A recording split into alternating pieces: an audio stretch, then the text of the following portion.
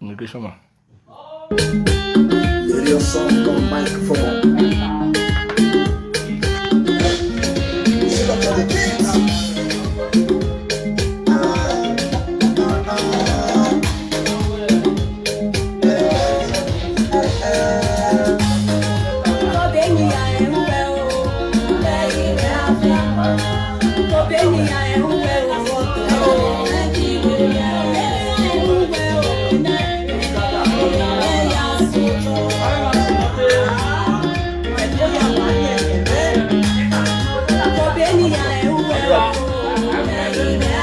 Total.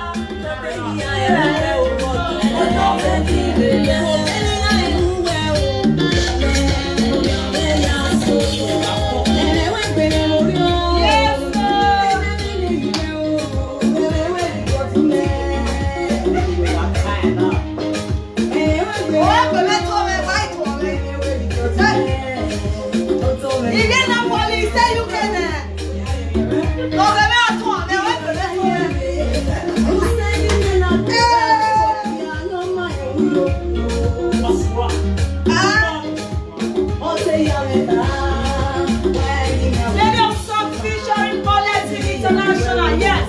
Oletin International is in the building.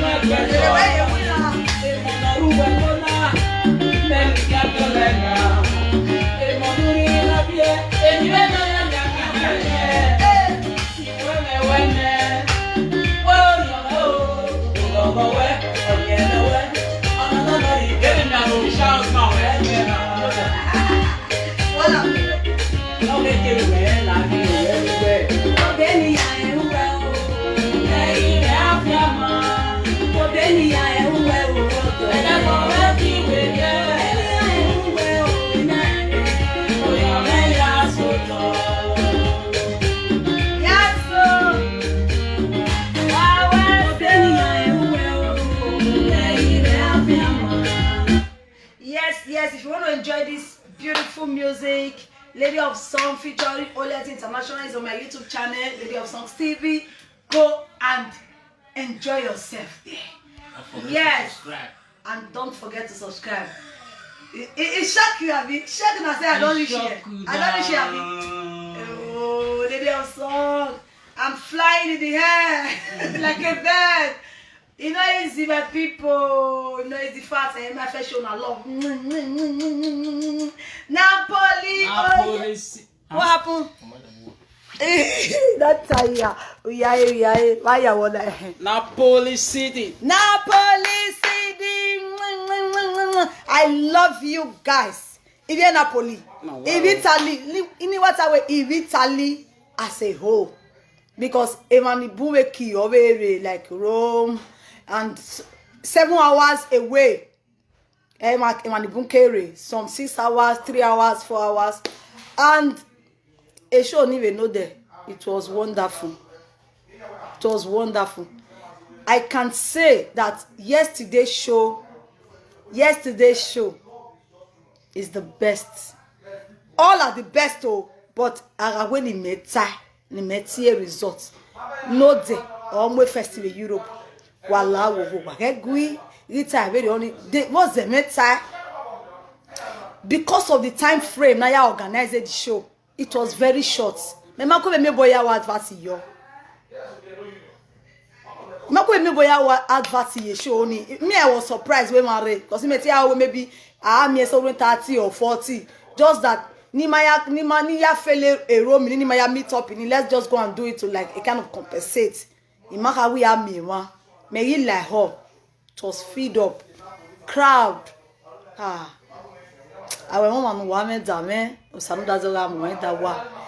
am so tired because when my wire finish, you will not there.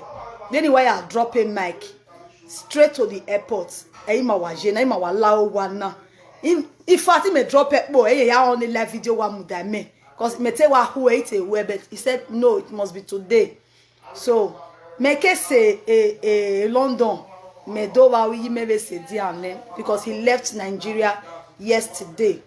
Make say London, so it's a double celebration, and ikbon waya fe when waya we mima when waya ri boy ma yeke when waya ri igoduni ma when waya pi wima adere wa do no ite be hima. The one not to be here. Esther no me do pa ike kebo Oletin. So etin wa no. Keke be we omo na agbese. Onyeme ga se mi bi oyi. Wa be ge we emo na. Despite we kenia kede. Iyan be here. They are trying for themselves and iyan be gbese. Onyeme ni no suwani. Ewa ya support ma. Osaloba no la wo negiwa kwon wa mi dobo yeye no unu wa ri wo wa ye pa wo manu wa ba wo manu we mo amanu wa odo amanu wa me amanu wa no ma sa kan ku wa ba Oletin International orene we re dey of we show wa ya na no me Oletin why you no bring Oletin na why na am la video that me Oletin yanta we Oletin why you no bring Oletin na mama na no go bring Oletin una no go bring Oletin wa zi egbe. Hey, kere no. When it time we normal so boss. We have come to stay when it comes to progress in entertainment in Benin City. Yes, this progress have come to stay by the grace of God. Thank God we have enough show promoters now, show organizers, we have enough of them. More are still coming up. So entertainment do pane oda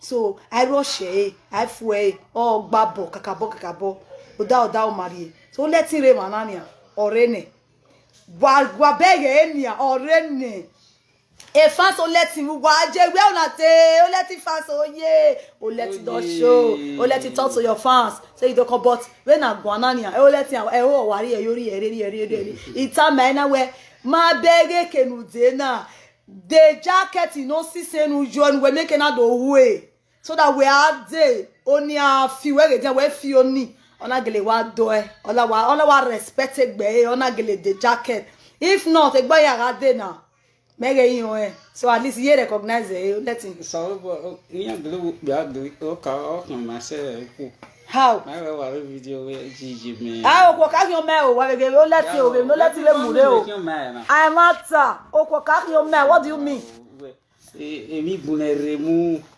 Baba no we yes ati be ya mure go to ni ne because we can fere wa yan me gbo kan hello respect yourself ni won wa to wa pe o let international irene o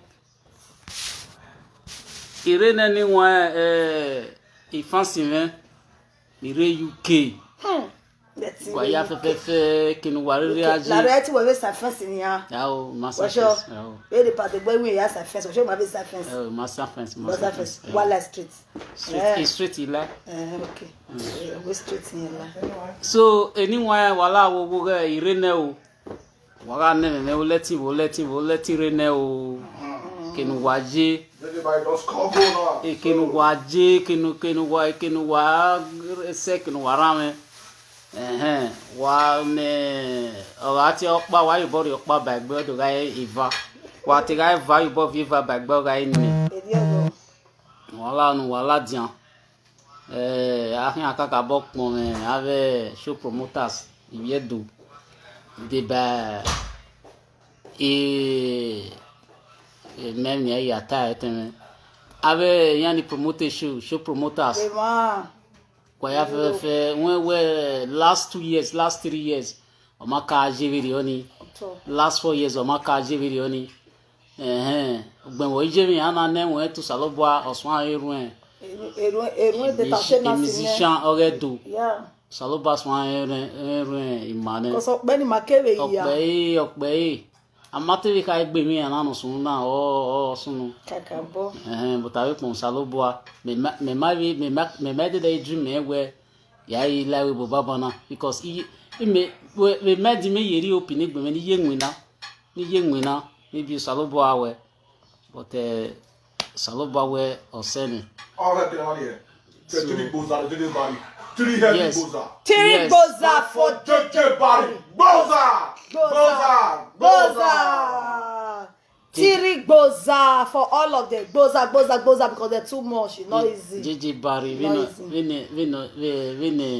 ini oreje yoviji yani konkan e no ijare understand David o wo muni ne owo ogbegwe fun wa ni gba ni gbegwe fun wa oh god so no ni nwa uwe natana e pa ere wa re pa destiny e bagwa when wa le run ne JJ bari ru wa na ne pa destiny any show promoter no ri promotive ye done na la wo na le run ni aru na wo maizi ologo akemiewe o ma bi tinki ni gbo ya tinko ma bi owe mi ya we ri jo bone ma mi ana o ma easy understand dan we ma so ogin ya ma ro wa mi gbo ma bi ugbo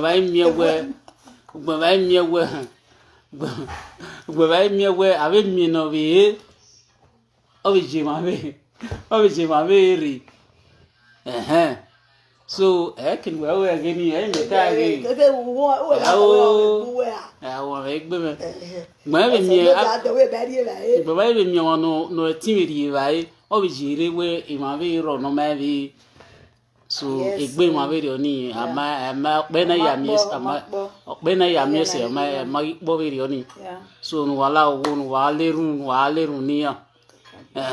Ngba bi toni ne esta no bi me won we o maizi egbona wo wa sun we ready gaju go no ro ne we gaju go no ro ni ma do lagbra o si e na mi we o ma ika boy we gbebe rio de te mo ta je we mo wa sun music na beside him maybe ya ye zo ye ve to wata ro wata ni ya ye ze yo rudan we e ma so ro no wa pe music na we se me do now na we ni ese me ye ma je bi ni ka be tasi wa ni so we see se no ma o yese oh my brother bana ni agbon e be to ni ne e show na here una show no yokun let them know from today till tomorrow different e show no yokun ma be ni ata na no yokun ye no la da so ke ma wa fi zola no ke ma na fi zola pa different artists ya gare e ma bun e tun sa no e ma wa bun e tun sa lo bo e ma bun no de e ma no wa ma expect god dey ya dey eni leli me kede so iwe ni ka be gege ka do toyi idi an even ni ateri wa la le ganu ya ho de so that wa yin aro ari ya le ni e do wi so ave ni nwa ni yokun the music yan dey UK wa mo gbe kinu wa kwa pe go ni violence wa viola dia now ijare wa dele ticket wa dele wa de no ma vi wa do de table for 10 you go rome you go guwa o you go nu wa kun na po mare ade wa vie ya fe la dia Oletin re wana ne na inuta Oletin mare eso aiti me deden we we de iwo salobo awe dokpa awe salobo awe ri visa me wi ade e visa re ne o ire meware e UK wi na gwa Oletin international adelo to salare o we lo mu me go o be ti so ta me ya we na wa so e ma me wa to ge o sa wo je wa ni la ge me ni wa to ge o sa wo je na wa pa ma o wa to ge o sa wo je ke wala kasa no fo ama temi ama bie yo bie o munyagbe na we no wuyi kwe le we bode ya ye wa doge mi no sawo je destiny can be delayed but it can never be changed oye pa won ti me no saya dole da gbo me wa tele sa o baba we ni awon na ko won samu dia na o ro pa me ge no ya kiti when no wa so e ma me wa to ge o sa wo je wa ni la ge me le ni wa to ge o sa wo je no wa so ma ato iniwa congratulations wa po wa wesi kino fijo kino ma fijo o ya fe wa wesi amazing babana ni ha wala wogo wa mu gbe yo to what up there okay what way o to boy do yo yi battery o bi iko oh okay battery no okay yes wadomo ono sie minika ya mwe ataban we imati expect we ya iri baban udan we saloba we wa tingbo emu yen ri we wo to and wa mu gbo yuto ye tinwe mu yo salobo ya ta ano si na mi we ife ko loya so that salobo mi kina tinwe mu so e ma expect we ya ere baba na gbo ma mi wo salobo we boyo ni ogba so nu wa we la wo wa je ko ya mu me o wa le boyo mi yeki o se na mi we won ni no pe fo bana we no wa gbon ma me dori e wa mi bi we ti wa me go ni gbere o o amu ya cha plug na odoyo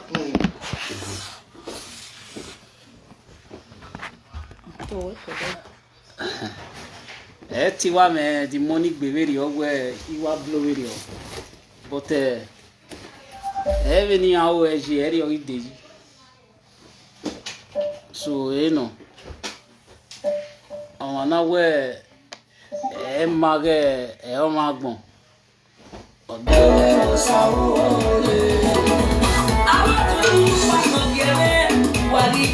adobe ni we odobe mi seti ya si mo no mi we agbon be to awon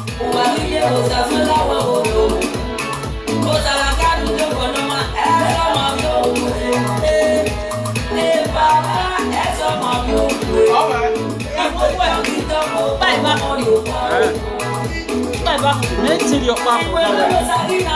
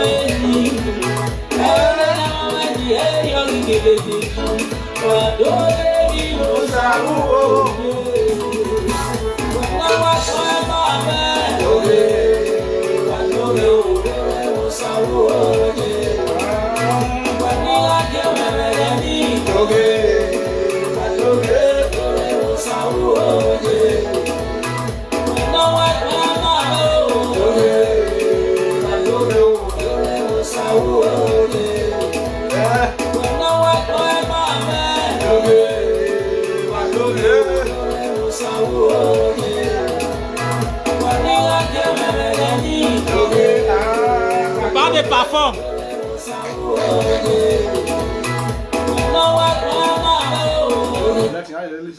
Et pas de parfum.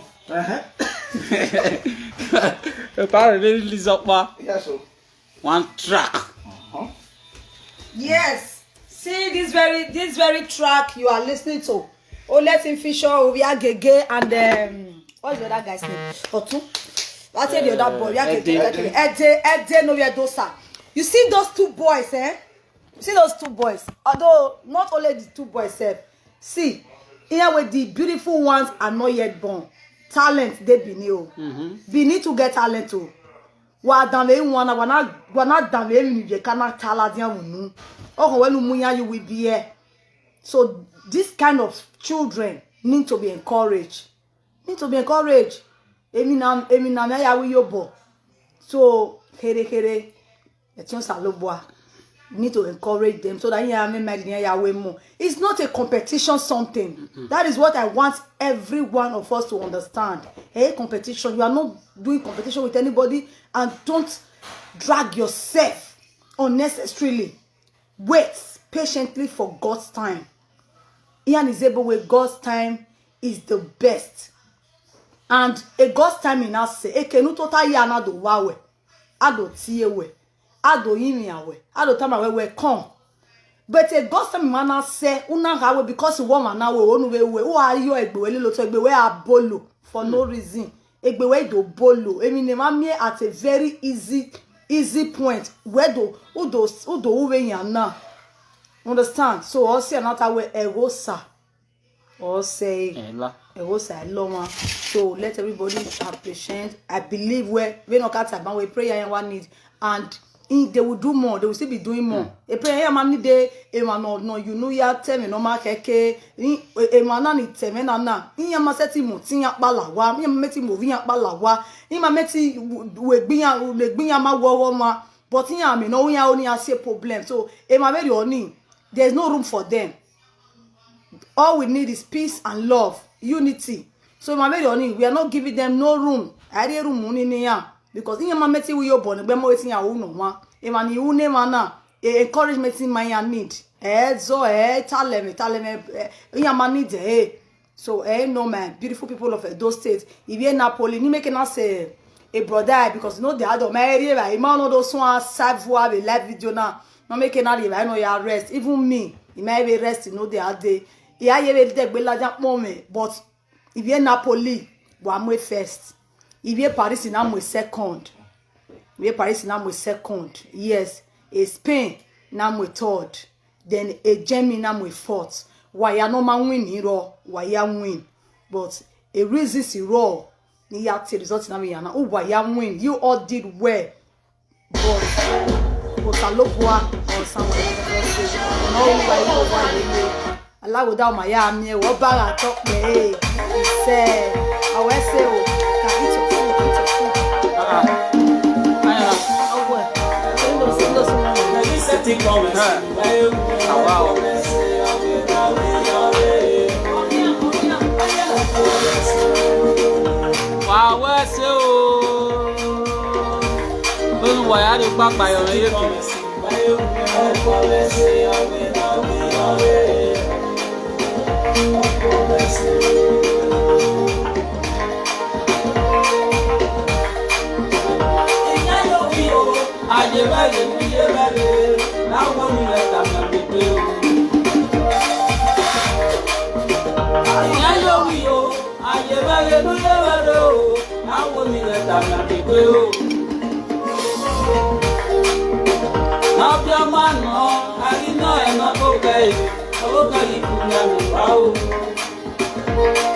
wana menyamena ya me. Asa wa pe nya go. Aga suko ne ewe si ma yebe. Abe ko ewe si ke o. Abi ka be ko bo do. Ewo ni le de o. Ewe si me no pa wo no. Ala wa le ko yo me ye ke ni mere ide o. Dale ma we to feso si me no bi o ke ni ko. E no ge wo si me ni alala. Wa ko me ni papa tu la ku wa ye. Ai mo pa ke ni no ko e ko.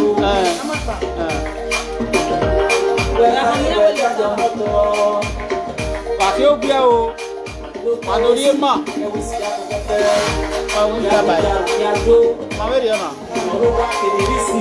Okay, guys, see you all later tomorrow.